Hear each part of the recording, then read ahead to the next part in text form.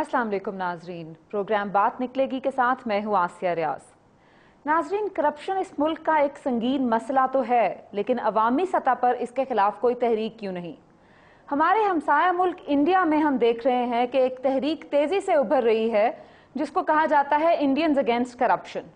इस तहरीक के अंदर हम देख रहे हैं कि तमाम शोबा है जिंदगी से लोग मौजूद हैं, जिसमें नौजवान, मिडिल क्लास, एक्टिविस्ट्स, फिल्मी दुनिया से ताल्लुक रखने वाले लोग, बिजनेस सेक्शन, तमाम लोग ऐसे हैं इंडिया के जो ये कह रहे हैं कि इंडिया का जो एंटी करप्शन मैकेनिज्म है, एंटी करप्शन लॉज हैं, उनको बेहतर होने की जरूरत है। उस तहरीक जिसको आम तौर पर जाना चाह रहा है लोकपाल के हवाले से, उस तहरीक की इस वक्त इंडिया के अंदर क्या हैसियत है, उसके ऊपर क्या डेवलपमेंट्स हैं और उसके ऊपर ऐसी क्या चीजें हो रही हैं जिससे गवर्नमेंट ऑफ द डे और पॉलिटिकल पार्टीज जो इंडिया की हैं और इंडियन पार्लियामेंट जो है उसके ऊपर क्या एक्शन ले रही है इस वक्त, लोकपाल बिल के पीछे क्या डेवलपमेंट्स हैं। इस पे बात करने के लिए हमें ज्वाइन किया है विनोद शर्मा साहब ने, जो सीनियर पॉलिटिकल एडिटर है हिंदुस्तान टाइम्स के। शर्मा साहब, welcome to the programme. My pleasure. Sharma साहब, आप ये बताइए कि ये जो मूवमेंट है इंडिया के अंदर इंडियंस अगेंस्ट करप्शन और ये जो लोकपाल बिल का एक ड्राफ्ट इस वक्त डिस्कस हो रहा है, इसकी क्या हिस्ट्री है? देखिए, ऐसा है कि 2004 में जब यूपीए जीती, सरकार बनाई यूपीए ने, तो उस वक्त जो भारतीय जनता पार्टी थी और वो एक अलायंस लीड करती थी जिसका के नाम नेशनल डेमोक्रेटिक अलायंस है, उस अलायंस का जो स्लोगन था इंडिया शाइनिंग का, उसका फेलियर का नतीजा था ये जो इलेक्शन का रिजल्ट था जिसमें यूपीए जीती। तो यूपीए ये कॉन्शियस थी इस बात के लिए कि ये जो इकोनॉमिक रिफॉर्म्स हो रहे हैं हमारे देश में, हमारे मुल्क में, जब तक इसमें हम आम आदमी को भागीदारी नहीं देंगे तो रिफॉर्म्स जो है वो 4 लेटर वर्ड बन जाएंगे। क्योंकि रिफॉर्म से कुछ छोटा तबका ही, जो फर्स्ट जनरेशन रिफॉर्म्स थे, उसको छोटे तबके को ही फायदा हुआ था और जो बड़ा तबका था भारत का वो जुदा रह गया था इससे। तो उसके चलते एक नेशनल एडवाइजरी काउंसिल बनाई सोनिया गांधी ने, जिसकी अध्यक्ष वो खुद ही थी, जिसकी चेयरमैन वो खुद ही थी। और वो नेशनल एडवाइजरी काउंसिल जो थी उसमें बहुत से सिविल सोसाइटी के लोग उन्होंने जोड़े जो जमीन पे काम करते थे ताकि सरकार को इनपुट देते रहें। ये बात अलग है कि जो नेशनल एडवाइजरी काउंसिल थी वो बाद में एक बहुत बड़ी कंट्रोवर्सी हुई ऑफिस ऑफ प्रॉफिट की हमारे मुल्क में, और उसके चलते उन्होंने एनएसी से इस्तीफा दे दिया और दोबारा इलेक्शन लड़ी और जीती। अब 2009 में जब दोबारा यूपीए जीती तो कुछ सोच विचार के बाद एनएसी दोबारा बना ली गई। अब एनएसी का अच्छा ट्रैक रिकॉर्ड इस हद तक रहा कि जो राइट टू इंफॉर्मेशन हमारे देश में कानून बना है वो एनएससी, जो हमारे सिविल सोसाइटी के लोग हैं जो जमीन पे काम करते रहे और वो पहले हमारे आईएएस मतलब रिटायर्ड और ऐसे आईएएस अफसर थे जिन्होंने नौकरी छोड़ के सिविल सोसाइटी के में ज्वाइन किया और एनजीओ बनाए, तो उन्होंने ये स्लोगन दिया, मेरा पैसा मेरा हिसाब। क्योंकि पैसा तो आवाम का होता है, जो जिनका निजाम होता है वो खर्चते हैं, जो गवर्नमेंट्स होती है वो आवाम का पैसा खर्चती हैं। तो आवाम चाहता है कि मेरे पैसे का हिसाब मुझे मिले, ठीक खर्च हो रहा है या नहीं हो रहा। तो उसके चलते राइट टू इंफॉर्मेशन बिल आया और फिर national rural employment guarantee scheme जो आई, जिसमें कि 100 दिन के लिए जो एक गरीब तबका है उसके एक आदमी को नौकरी मिलती है और नौकरी नहीं मिलती तो फिर मुआवजा मिलता है। तो एक तरह से रिफॉर्म्स फैलाने, रिफॉर्म्स का जो बेनिफिट था वो लोगों तक पहुंचाने के लिए था। अब क्या हुआ बीच में कि बड़े लेवल पर करप्शन के इश्यूज सामने आए और ऐसा आवाम में एक परसेप्शन फैल गया कि सरकार उस करप्शन को की जड़ तक जाने में कोशिश करती हुई तो नजर आती थी लेकिन पहुंचती नहीं थी और उसको फेलियर बहुत बड़े तबके ने माना और डेलिब्रेट फेलियर माना। तो उसके चलते ये जो सिविल सोसाइटी जो थी इनमें कुछ लोग फिर से एक्टिव हुए ताकि करप्शन पे कोई फुल स्टॉप लगाया जाए, कोई अंकुश लगाया जाए। और उसी मुहिम के चलते ये लोकपाल बिल का आइडिया मूव हुआ। ये मूवमेंट कुछ हम देखते हैं शर्मा साहब के कुछ मार्च में इसने जोर कुछ पकड़ा इस मूवमेंट ने। तो ये जरा बताइए कि मार्च में अचानक कैसे ये सामने आ गई कि वो एक फास्ट भी अन्ना हजारे जो गांधीयन हैं उन्होंने रखा, उसके लिए उनको बहुत सपोर्ट मिला अक्रॉस इंडिया। NRIs जो हैं उन्होंने भी मुख्तलिफ जगह पे उसके लिए हिस्सा लिया।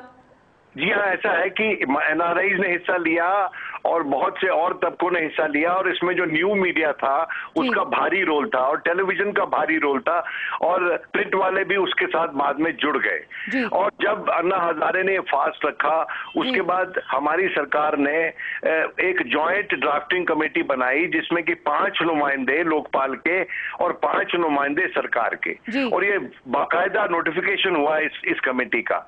अब इस पे कुछ कंट्रोवर्सी भी हुई कि भाई आपने ये जो लेजिस्लेशन मेकिंग है और जो ड्राफ्टिंग है उसमें आप उनके सुझाव तो ले सकते हैं, लेकिन उनका शर्मा साहब जरा ये बताइएगा कि इस मूवमेंट को इंडिया में ये कहा जा रहा है कि इंडिया की आजादी से लेकर अब तक ये सबसे बड़ी मूवमेंट है जो कि मिडिल क्लास के लेवल के ऊपर लॉन्च की जा रही है। आप अग्री करते हैं इससे?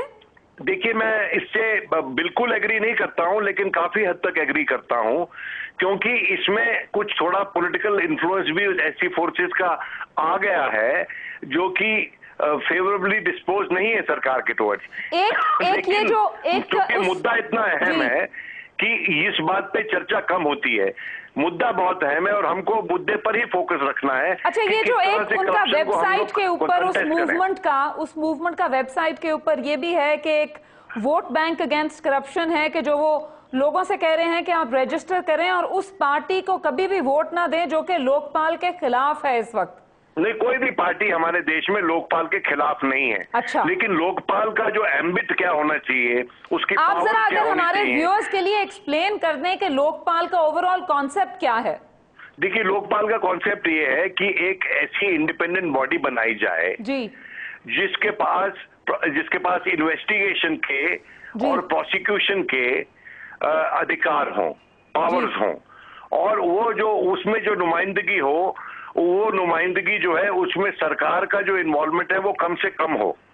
अच्छा। और वहां पर जो लोग बिठाए जाएं तो इस वक्त इंडिया के अंदर कोई एंटी करप्शन एजेंसी नहीं है जिनकी ट्रैक रिकॉर्ड बड़ी अच्छी है और जो ट्रस्ट इंस्पायर करते हैं लोगों में जी। लेकिन इस वक्त इंडिया के अंदर कोई ऐसा एंटी करप्शन एजेंसी क्या मौजूद नहीं है या उसकी इफेक्टिवनेस का मसला है? देखिए, हमारे यहाँ सेंट्रल विजिलेंस कमीशन है जी, जिसका की हेड जो होता है उसकी अपॉइंटमेंट जो है प्राइम मिनिस्टर, होम मिनिस्टर और लीडर ऑफ ऑपोजिशन लोकसभा में मिलके करते हैं। लेकिन वहां भी थोड़ी कंट्रोवर्सी हुई जब पीजे थॉमस को बनाया गया, और वो एक ऐसे अफसर थे जिनके खिलाफ एक केस चल रहा था, हालांकि कुछ प्रूव नहीं हुआ था।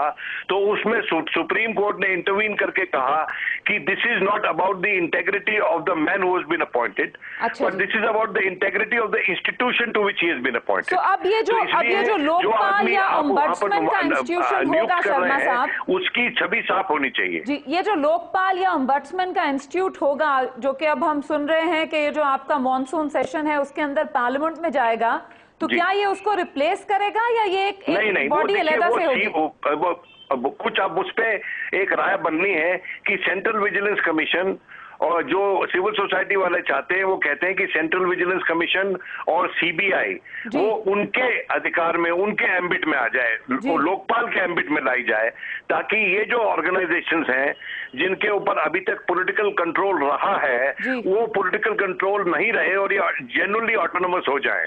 हालांकि कागज पे ये लोग ऑटोनोमस हैं, लेकिन इन प्रैक्टिस ये माना जाता है कि ये लोग ऑटोनोमस नहीं है और ये पॉलिटिकल इन्फ्लुएंस में आ जाते हैं। और ये बात सच भी है कि सक्सेसिव गवर्नमेंट्स ने सीबीआई को इस्तेमाल करने की कोशिश की है। अच्छा, और उसको मुझे शर्मा साहब ये बताइएगा कि ये जो सिविल सोसाइटी मूवमेंट है या सिटीजन्स मूवमेंट है, इसके बारे में ये भी बात है कि इसने हुकूमत और ऑपोजिशन और तमाम पॉलिटिकल पार्टीज को, इसके बावजूद कि ये कहा जा रहा है कि वो तमाम लोग करप्ट हैं, उनको कुछ घुटने टेक करने पे मजबूर कर दिया है इस पॉलिटिकल मूवमेंट ने। और अब अगर जो बिल जाएगा जो कि हुकूमत का ड्राफ्ट होगा, मोस्ट लाइकली जो पार्लियामेंट में जाएगा, अगर वो अन्ना हजारे और जो मूवमेंट है उसके ड्राफ्ट से फर्क हुआ तो एक बार दोबारा शायद वो 16 अगस्त को उन्होंने ऐलान किया है कि वो फास्ट दोबारा रखेंगे, फास्ट टिल डेथ, जब तक कि उनकी मर्जी का ड्राफ्ट नहीं होगा पास। देखिए ऐसा है कि इस बात पे बहुत कंट्रोवर्सी है कि क्या सिविल सोसाइटी को सरकार पर, पार्लियामेंट पर बंदूक तानकर अपनी बात मनवानी चाहिए। किसी भी बातचीत में दो जब पार्टीज होती है तो कोई एक पार्टी ये नहीं कह सकती कि मेरे पास ही तमाम विजडम है और जो मैं कह रहा हूँ आई वांट 100% डील। 100% डील तो किसी को नहीं मिलती है। और इस बात पे बहस है कि क्या जुडिशरी को लोकपाल के नीचे लाना चाहिए, क्या पार्लियामेंट में जो मेंबर्स ऑफ पार्लियामेंट हैं जो वोट करते हैं और या जो बहस करते हैं वो उनका जो प्रिविलेज है उसको कॉम्प्रोमाइज करके उनके खिलाफ भी अगर कोई कार्रवाई की गुंजाइश हो तो लोकपाल को करनी चाहिए। ये बात कही जा रही है कि जो मेंबर्स ऑफ पार्लियामेंट है अगर जो उन्होंने पार्लियामेंट के बाहर काम करते हैं उसके वो तो नेचुरली वो they would be accountable to Lokpal और मिनिस्टर्स भी अकाउंटेबल होंगे। इस बात पे एक राय है। लेकिन ये कि क्या प्राइम मिनिस्टर उसके अंदर होने चाहिए या नहीं होने चाहिए, अकाउंटेबल होंगे कि नहीं जी, इस पे एक राय नहीं है। अच्छा, आपका बहुत शुक्रिया विनोद शर्मा साहब। आई थिंक ये ऐसी डेवलपमेंट है पॉलिटिकली जो पाकिस्तान क्या शायद पूरी दुनिया इंडिया के अलावा उसको गौर से देखेगी कि ये किस तरफ जाती है। Thank you very much for joining us.